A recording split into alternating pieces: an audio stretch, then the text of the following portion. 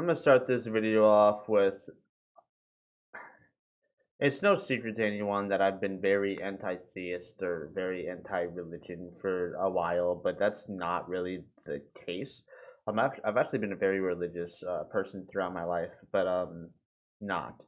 I see this yin and yang of atheism and theism as these two spectrums, these negative and positive, that are always pulling against each other with magnetism. Now, I really just want to go ahead and point out the fact that I am an atheistic theist, which means I don't believe in God, but I do believe in God at the same time. Now, I do 100% believe there is no God, and I do 100% believe that there is a God. There is an All Father or a eternal being, a eternal personification of the universe. Now, in order to accurately define this, it's not a contradiction. Okay, you can't tell me that I cannot believe in God and not believe in God at the same time, because then it's a contradiction, right? And you can't tell me that I'm hesitating, because I'm not having a hesitation with religion. I'm not worried about committing to God or anything. I fully commit myself to God, but I also fully don't. It really just depends. It's these yin and yang, these two opposites of these spectrum. To really just talk about it is a lot to me. I fully believe that in order to have the belief of a theist and believe that there is something supernatural, that the theory of that existing that could just create the universe is so out there. It is so paradoxical. There are so many problems with it. There's so many flaws in the logic and the science behind it. And a lot of the evidence that has come forward to try and prove ancient relics and fucking bones and shit and all this carbon dating, they try to prove that religion is real, but it's you don't know what's fabricated. I mean, I don't even know if the world is fabricated. You don't know what's real. With artificial intelligence coming out on social media and all these various things, it's definitely proving to us that our reality can be easily manipulated. Let's throw our tinfoil hats on for a minute and start talking about how most of people, this could be just a simulation. There's no way to refute that this is not a simulation and you're not laying in some kind of pod right now perceiving this environment.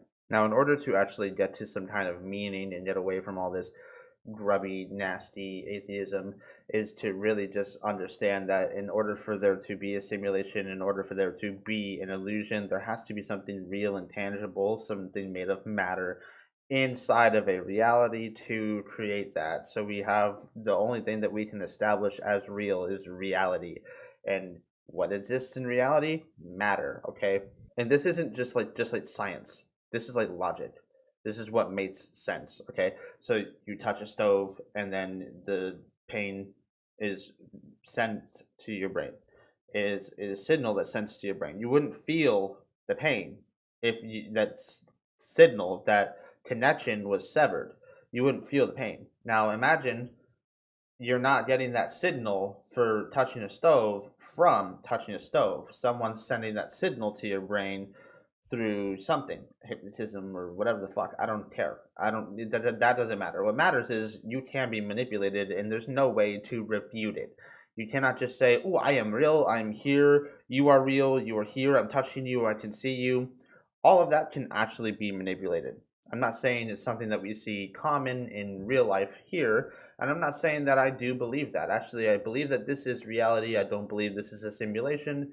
I think this is real. But theoretically, you cannot prove that the entire universe wasn't created when you woke up this morning. That all your memories and all your photos are they also just came into existence. You can't prove that. So we established that there is a reality. In order to create this fucking whatever this is, there has to be something real to create it.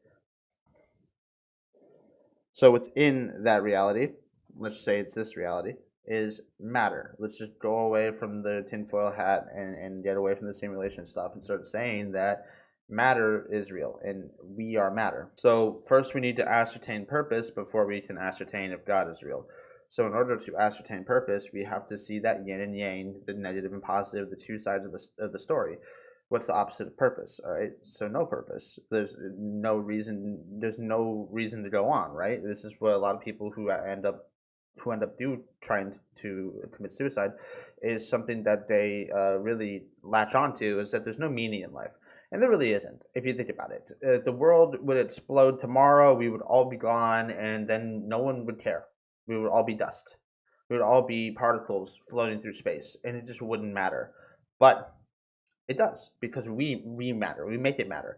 Factually, with like language, if you say we matter, you could refute that, but you can't. It's not going to. You could try to, but it's not going to be disproven. As long as one person believes that we matter, then we matter. That's a factual statement. As long as one person believes that we matter, saying we matter to someone, you don't have to specify. You don't have to specify to someone. As long as you say we matter, and there's somebody that actually has us in their thoughts, then it's existing. It's there. It's happening. So factually, you can say we matter and we do not matter. So now we have to apply that purpose to God. So how do we prove God is real? We know that the universe is real. We have this cosmos that is floating around us. So let's say that the cosmos is an object and we are people who are personified. So why do we personify ourselves? I don't see a purpose in personifying ourselves. Like I'm carbon, calcium, iron, phosphorus. I am oxygen, nitrogen. I'm literally just a thing. I am nature's machine. I was made through nature. That does not make me special. Like I have the same particles and the same elements that are inside this cup. The only thing that separates me from the cup is complexity, and I have like ATP, my mitochondria in my cell, and I just all this stuff is a cycle. Like we see definitively that everything is a cycle, which is the same for the objectification and personification of people. I don't think that me as a multicellular organism is really an individual, because I am made up of 37 trillion ish other single-celled organisms. I am not just one life. I am a community of living organisms. It's important to really get this through. You have to process it and filter it until you can actually really start to accept that God is real. The moment that we started personifying ourselves, it's just we realized that we are more than just those single-cell organisms. I have a respiratory system. I have a cardiovascular system. I have a system. My organs are made up of organ systems, and then I'm an organism, right? I'm a multicellular carbon-based organism. So we are more than just those things. Like I am a person. I can perceive. I have these five senses that I have thoughts. I think. Like I can problem solve. I have critical thinking. I have faith. I have hope.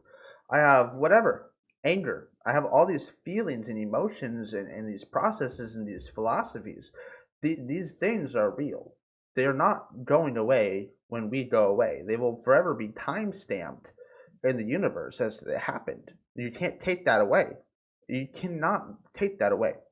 We have every right and justification to give ourselves purpose, therefore making that purpose very real. You cannot take away the fact that the purpose is real and happening. We have every right and justification to do that. And also we don't, because we're just objects. I mean, for fuck's sake, there are people who name their cars. There's people who name their tools, and I might turn around and be at work and be like fiddling with the fucking hammer drill, trying to get the bit out, and I'm like, "Why the fuck are you working?" And like it's funny, and like obviously I don't think that the drill is a person, but I'm personifying it by having a conversation with it. Like I'm talking to myself to get this through. But there's nothing wrong with personifying objects. I'm an object, but I still personify myself because I have every right to do so, because I'm a sentient being that has been created through this reality.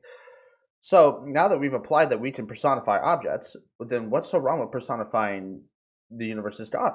And to understand that there's a plan, and the plan is the laws of physics. Like, yeah, the laws of physics, you can't change them, which is similar to like it's planned out, right? I mean, it's straightforward. And this is my point. I don't think that fucking Moses turned a stick into a snake, or that the fucking Red Sea parted, or all this shit about Israel, or I don't give a fuck. I really don't. But if you really want to get into religion, you should look into Buddhism. It is mostly an atheist religion, but you are allowed to be a Christian and be a Buddhist at the same time in Buddhism, not in Christianity, really. Christianity probably has rules against that, but Buddhism doesn't care. It doesn't matter. It doesn't matter if there was a god. It doesn't matter if the world was created via a god, or that there is whatever this and that. Buddhism is about the future. Buddhism derived from Hinduism, and there's a lot of Taoism that's good. There's a lot of different religions that you need to look into, like Islam. I read the Quran and I've read the Bible. They're the same fucking book. They're very different in certain aspects, but most of the time it's either very similar or very identical. So that's my way. That's my way of proving that God is real, is by saying that we define purpose is real, and we define why that purpose is real is through the personification of the human race, and that personification, like we are objects, but we personify ourselves. So through that personification, we can also personify other objects. Because why the fuck? Why the fuck not? If we're allowed to personify ourselves, and we have a right to personify ourselves naturally through nature, and we are also objects, then we have every right to personify other things. There's so much to really dive into this conversation. It's really just really big, and I can't just touch on it here in one video. I would have to actually spend a variety of videos on. I don't know if I should make like a segment of that, or like a whole playlist, but to really dive into this, it would take a long time, and it would take a lot of journeying through yourselves and through myself still, because I don't think my journey is over. I don't think it's going to be. I think it's going to be a constant. We're in a cycle. We have, again, everything is a cycle. We have all these different systems in our body that are cycling things through. We have the rain cycle with condensation and precipitation, evaporation, and we have photosynthesis is a cycle. Mitochondria in the cell, how the cells work and operate. There's nothing that isn't a cycle. Your body goes into the ground. You go into the dirt, unless you're cremated. You're going to be used to feed other things, and those fundamental parts of you, those fundamental things, aren't going to go away when you die. They're going to be transferred to other beings, to birds, to grass. But those fundamental, specific things that made you aren't going to go away, and this is a cycle. It doesn't stop.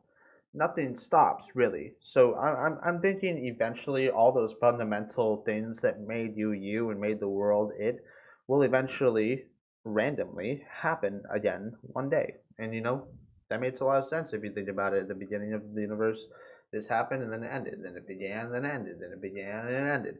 And that's probably how it gets the momentum to keep doing it and to keep spinning.